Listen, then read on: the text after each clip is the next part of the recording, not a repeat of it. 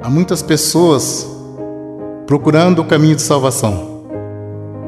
Não conseguem encontrar. Será que estão procurando de uma maneira certa? Jesus disse: conhecereis a verdade e a verdade vos libertará. Em Provérbios, capítulo 14, verso 12 diz: há caminho que ao olho do homem parece direito, mas o fim dele são os caminhos da morte. No Evangelho segundo Mateus, capítulo 15, verso 14 diz: se um cego guiar outro cego, ambos cairão na cova. Em Jeremias capítulo 17, verso 5 diz: maldito o homem que confia no homem. Então tudo que for falado aqui, você pode conferir aí na sua Bíblia Sagrada, para que você possa entender o caminho da verdade. Se Deus não tivesse plano de salvação na tua vida, esta mensagem não teria chegado até você. Entrai pela porta estreita, porque largo é o caminho que conduz à perdição, e muitos são os que entram por ela. O apóstolo Paulo escreveu: se o julgamento começa por nós, qual será o fim daqueles que são desobedientes ao Evangelho de Deus? Se alguém não valorizar a palavra de Deus, com certeza dirá naquele dia: eu pensei que todos os caminhos levassem a Deus. O apóstolo Paulo escreveu aos Gálatas, capítulo 1, versos 6, 7, 8 e 9: maravilho-me de que tão depressa passeis daquele que vos chamou a graça de Cristo para outro evangelho, o qual não é outro. Mas há alguns que vos inquietam e querem transtornar o evangelho de Cristo. Mas ainda que nós mesmos, ou um anjo do céu, vos anunciar outro evangelho além do que está escrito, seja anátema. Assim como já vos dissemos, agora de novo vos digo: se alguém vos anunciar outro evangelho além do que já recebeste, seja anátema. Jesus Cristo disse: eu sou o caminho, a verdade e a vida. Ninguém vem ao Pai senão por mim. O Evangelho segundo João, capítulo 10, verso 9 ao 14. Jesus disse: eu sou a porta. Se alguém entrar por mim, salvar-se-á. E entrará e sairá e achará pastagem. O ladrão não vem senão a roubar, a matar e a destruir. Eu vim para que tenha vida, e vida com abundância. Eu sou o bom pastor. O bom pastor dá sua vida pelas ovelhas. Mas o mercenário e o que não é pastor, de quem não são as ovelhas, vê vir o lobo e deixa as ovelhas e foge. E o lobo as arrebata e dispersa. Ora, o mercenário foge porque é mercenário e não tem cuidado das ovelhas. Jesus disse: eu sou o bom pastor, e conheço as minhas ovelhas, e das minhas sou conhecido. Veremos agora em Apocalipse, capítulo 22, versos 18, 19, 20 e 21. Porque eu testifico a todo aquele que ouvir as palavras da profecia desse livro,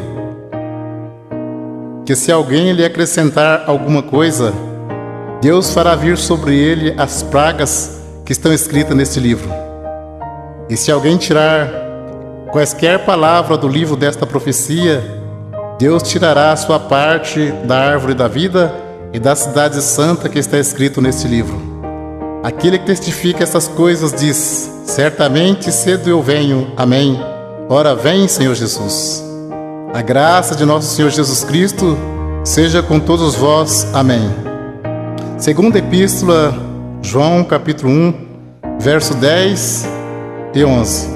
Se alguém vem ter convosco e não traz essa doutrina, não o recebais em casa, nem tampouco o saudeis, porque quem o sauda tem parte nas suas más obras.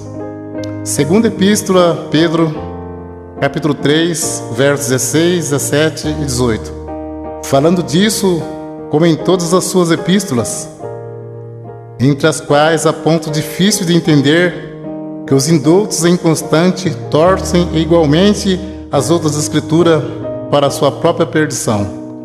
Vós, portanto, amados, sabendo isto de antemão, guardai-vos de que, pelo engano dos homens abomináveis, sejais juntamente arrebatados, e descaiais da vossa firmeza. Antes crescei na graça e conhecimento de nosso Senhor e Salvador Jesus Cristo. A Ele seja dada a glória, assim agora, como no dia da eternidade. Amém. Segunda Epístola a Pedro, capítulo 1, verso 20 e 21.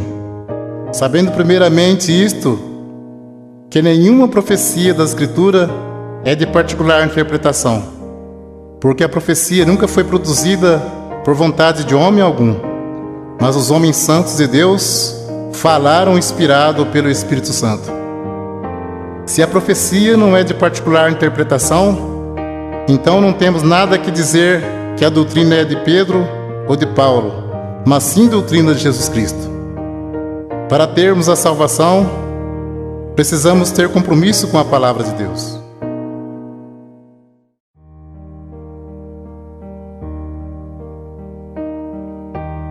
Vamos ver o batismo verdadeiro aos Efésios, capítulo 4, verso 4, 5, 6 e 7.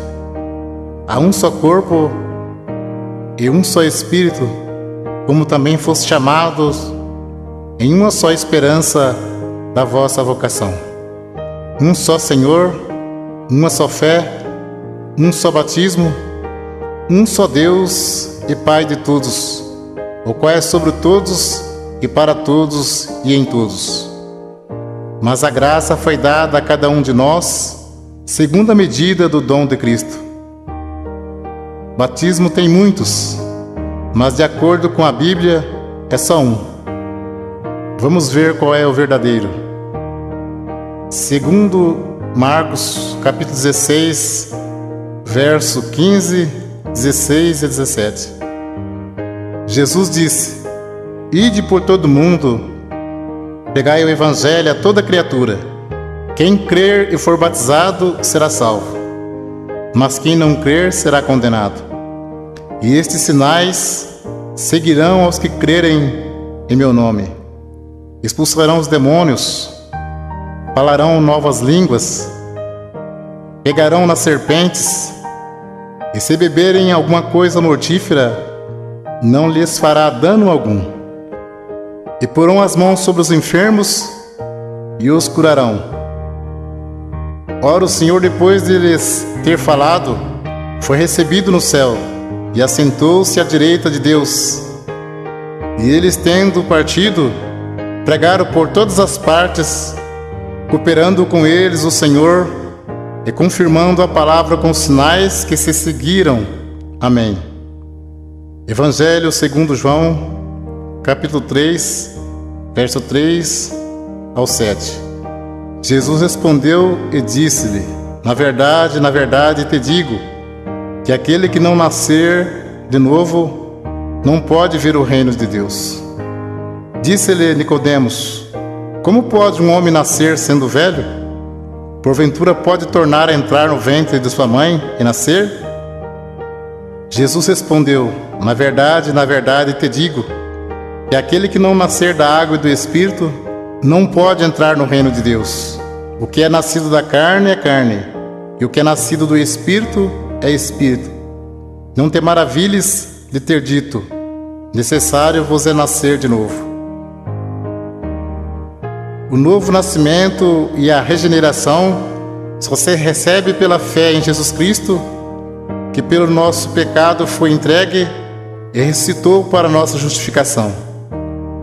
Vamos ler agora quais palavras faladas no batismo, de acordo com a palavra de Deus.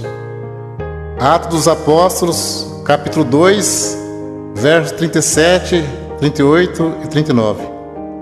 As primeiras conversões. E ouvindo eles isto, compungiram-se em seus corações E perguntaram a Pedro e aos demais apóstolos: que faremos, varões irmãos? E disse-lhe Pedro: arrependei-vos, e cada um de vós seja batizado em nome de Jesus Cristo para perdão dos pecados, e recebereis o dom do Espírito Santo. Aos Colossenses, capítulo 3, verso 17: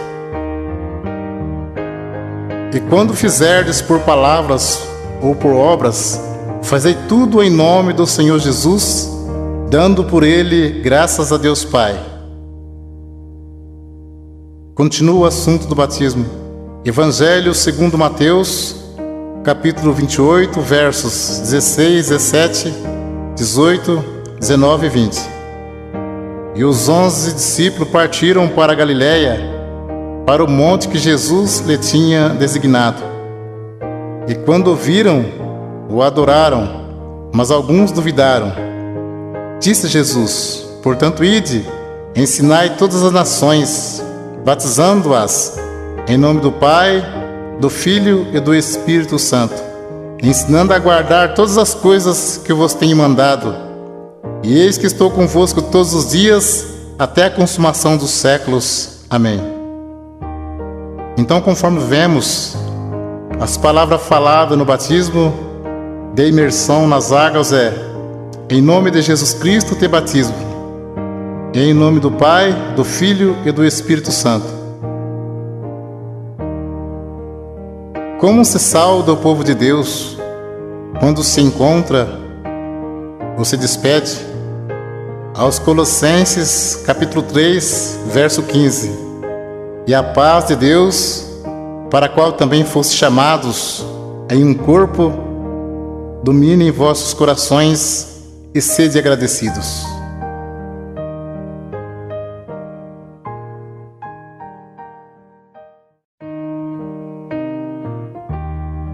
O assunto agora é sobre dízimos. Velho Testamento, Malaquias, capítulo 3, versos 8 e 10.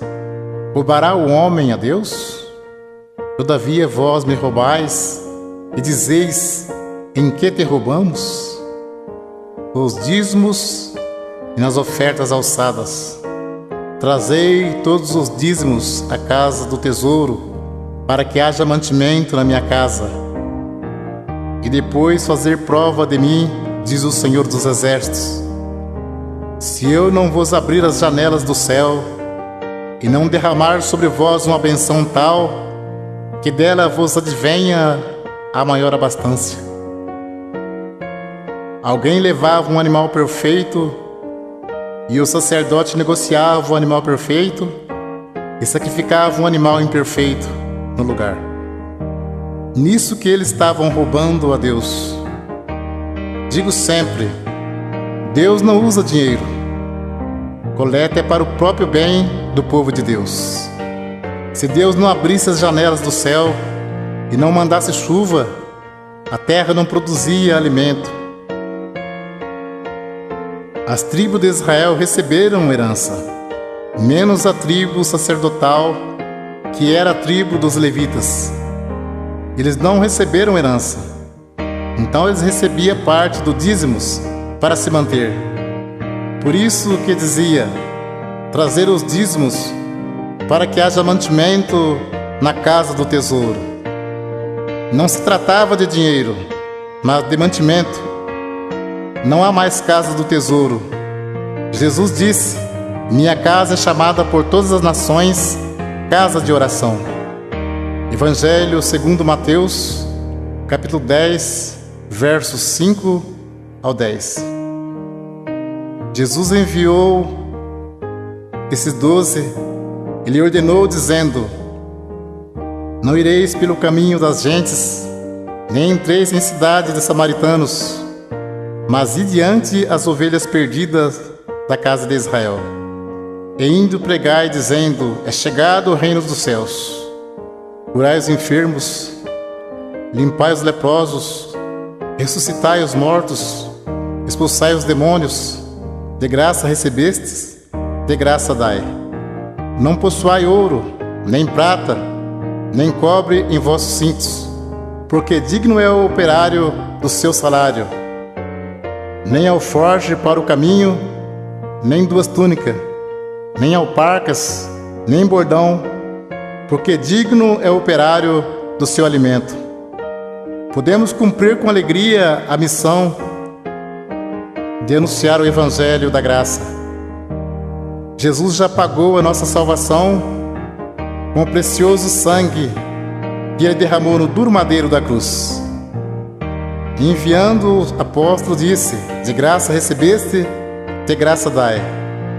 Não precisa explorar ninguém. A parte material, Deus tudo provê na nossa vida. Jesus Cristo, sendo Filho de Deus, não poderia vir desfazendo a lei de Deus. Tanto é que Ele foi circuncidado ao 8º dia, segundo o uso da lei. Foi levado ao templo para ser consagrado, segundo o uso da lei. E cumpriu celebrando a última Páscoa. Então Ele cumpriu a lei e trouxe a graça. A lei e os profetas duraram até João. A graça e a verdade vieram por Jesus Cristo. Hebreus capítulo 7, verso 9, 18 e 19. E para assim dizer, por meio de Abraão até Levi, que recebe dízimos, pagou dízimos, porque o precedente mandamento é abrogado por causa da sua fraqueza e inutilidade. Pois a lei nenhuma coisa aperfeiçoou, e desta sorte é introduzida uma melhor esperança, pelo qual chegamos a Deus. Hebreus capítulo 7, versos 12, 13 e 14. Porque mudando-se o sacerdócio, necessariamente se faz também mudança da lei. Porque aquele de quem essas coisas se dizem pertence a outra tribo, da qual ninguém serviu ao altar, visto ser manifesto que nosso Senhor procedeu de Judá. E concernente a esta tribo, nunca Moisés falou de sacerdócio, porque dele assim se testifica: tu és sacerdote eterno, segundo a ordem de Melquisedeque. Jesus procedeu da tribo de Judá e não da tribo de Levi, que era a tribo dos sacerdotes. Então, se muitos espertalhões pregam que tem que pagar dízimo hoje, por que eles não se preocupam em cumprir mais algum mandamento da lei? Porque o assunto deles é só dinheiro. Procura enganar, sendo que dízimos era para que houvesse mantimento na casa do tesouro. Muitos querem tirar proveito para ganhar dinheiro, dizendo: digno é o obreiro do seu salário. Mas isto é mesmo que dizer: digno é o obreiro do seu alimento. O apóstolo Paulo disse em Atos capítulo 20, versos 33 a 36: de ninguém cobicei a prata, nem o ouro, nem o vestido. Vós mesmos sabeis que para o que me era necessário a mim e aos que estão comigo, essas mãos me serviram. Tenho-vos mostrado em tudo que, trabalhando assim, é necessário auxiliar os enfermos e recordar as palavras do Senhor Jesus, que disse: mais bem-aventurado coisa é dar do que receber. E havendo dito isto, pôs-se de joelhos e orou com todos eles. Mas o assunto viver do Evangelho era alimento, e não receber dízimos. Para você entender mais fácil, os apóstolos poderiam viajar em missão e ficar na casa de alguém não crente e ali se alimentar por alguns dias. E como Deus estava chamando também pessoas pobres, em vez dos apóstolos pedir dinheiro aos novos convertidos, eles os ajudavam. Vamos ler aos Romanos capítulo 15, versos 26 e 27. Porque pareceu bem a Macedônia e a Acaia fazerem uma coleta para os pobres dentre os santos que estão em Jerusalém. Isso lhe pareceu bem, como devedores que são para com eles, porque se os gentios foram participantes dos bens espirituais, devem também ministrar os temporais. Confira esse assunto com atenção. Paulo disse em 1 Coríntios, capítulo 9, verso 12 ao 14 e 15 ao 18. Se outros participam deste poder sobre vós, por que não mais justamente nós? Mas nós não usamos desse direito, antes suportamos tudo para não pormos impedimento algum ao Evangelho de Cristo. Não sabeis vós que os que administram o que é sagrado comem do que é do templo, e que os que de contínuo estão junto ao altar participam do altar?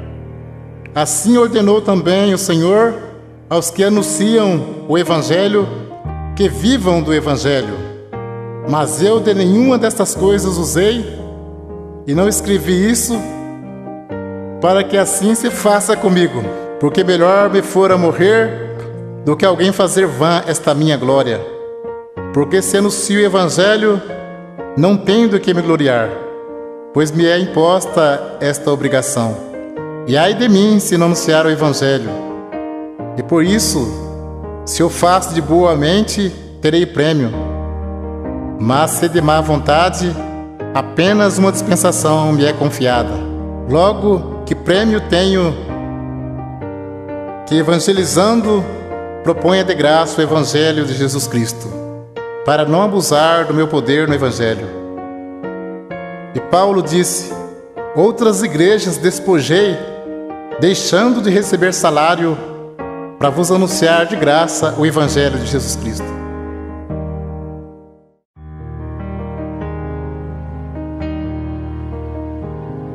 Vamos ver doutrina Santo Ósculo. Nós vamos ver qual é a igreja de Cristo que diz na Sagrada Escritura. Aos Romanos, capítulo 16, versos 16, 17 e 18. Saudai-vos uns aos outros com santo ósculo. As igrejas de Cristo vos saúdam. E rogo-vos, irmãos, que noteis os que promovem dissensões e escândalo contra a doutrina que aprendeste.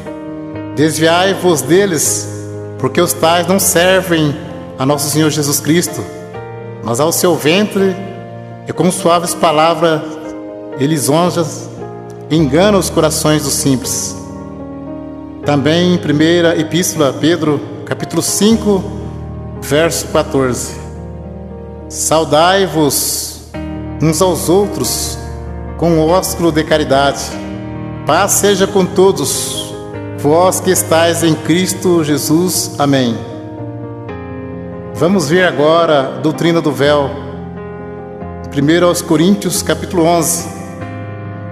E louvo-vos, irmãos, porque em tudo vos lembrais de mim, e retende os preceitos como vou-lo entreguei.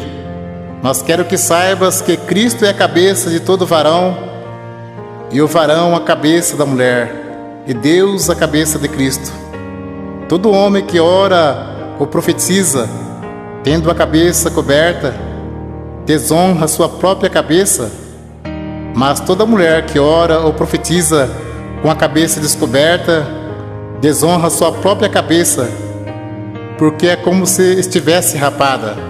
Portanto, se a mulher não se cobre com o véu, tosquie-se também. Mas se para a mulher é coisa indecente tosquear-se ou rapar-se, que põe o véu. O varão, pois, não deve cobrir a cabeça, porque é a imagem e glória de Deus, mas a mulher é a glória do varão. Porque o varão não provém da mulher, mas a mulher do varão. Porque também o varão não foi criado por causa da mulher, mas a mulher por causa do varão. Portanto, a mulher deve ter sobre a cabeça sinal de poderio por causa dos anjos. Todavia, nem o varão é sem a mulher, nem a mulher sem o varão no Senhor. Porque como a mulher provém do varão, assim também o varão provém da mulher. Mas tudo vem de Deus. Julgai entre vós mesmo. É decente que a mulher ore a Deus descoberta? Ou não vos ensina a mesma natureza que é desonra para o varão ter cabelos crescidos? Mas ter a mulher cabelos crescidos lhe é honroso, porque o cabelo lhe foi dado em lugar de véu. Mas se alguém quiser ser contencioso, nós não temos tal costume, nem as igrejas de Deus. Até o texto diz como as mulheres devem se apresentar-se na igreja. Então é bem claro, ter a mulher cabelos crescidos lhe é honroso, porque o cabelo foi dado em lugar de véu. Então, se o cabelo é dado em lugar de véu, não pode cortar nem tosquear.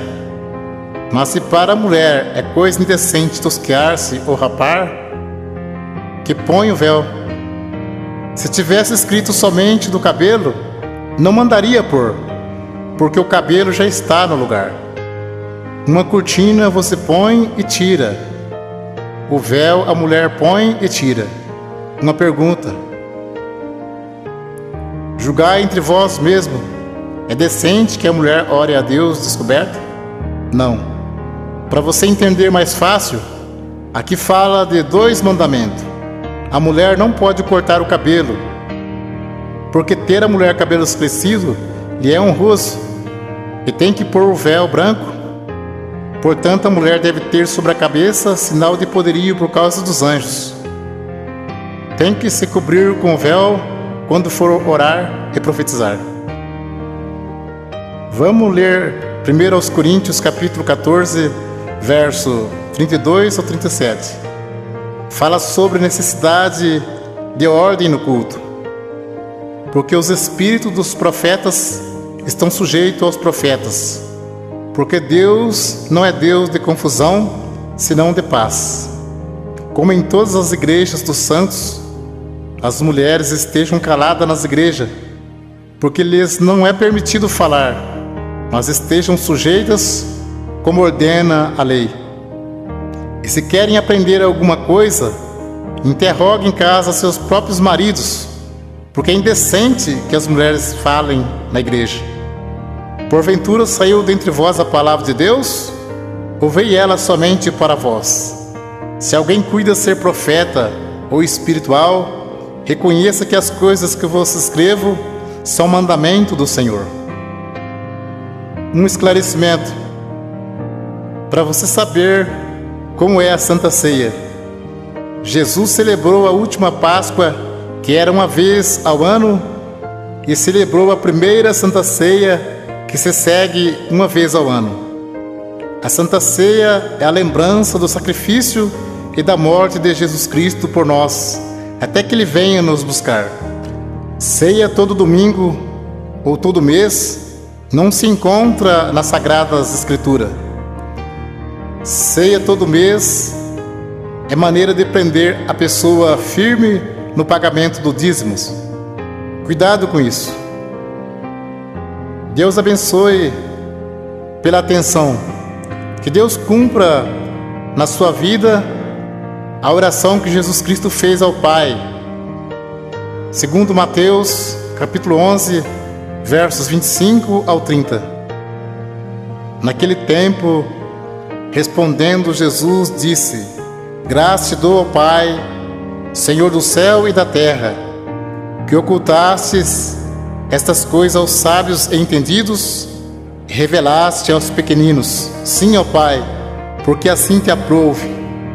Todas as coisas me foram entregues por meu Pai, e ninguém conhece o Filho senão o Pai, e ninguém conhece o Pai senão o Filho, e aquele a quem o Filho quiser revelar. Vinde a mim, todos que estáis cansados e oprimidos, eu vos aliviarei. Tomai sobre vós o meu jugo e aprendei de mim, que sou manso e humilde de coração, e encontrarei descanso para as vossas almas, porque o meu jugo é suave e o meu fardo é leve.